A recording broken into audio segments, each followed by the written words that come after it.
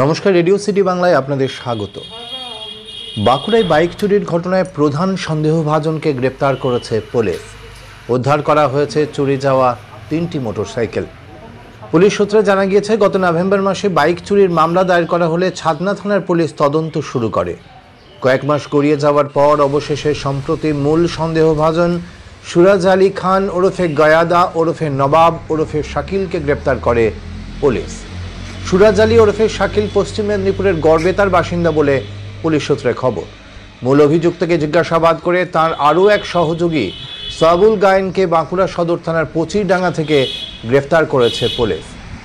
ইতোমধ্যেই পুলিশ 3টি চুরি যাওয়া মোটর বাইক, নগদ 68,000 টাকা, 4টি মাস্টার কি এবং একাধিক চুরি যাওয়া নম্বর প্লেট উদ্ধার করেছে।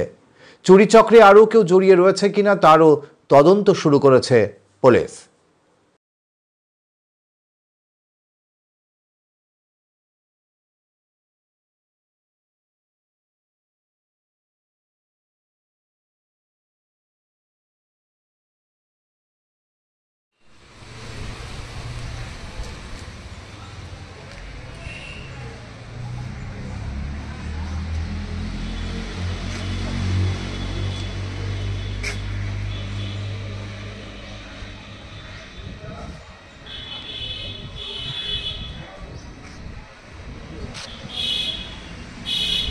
Bureau report, radio city Bangla.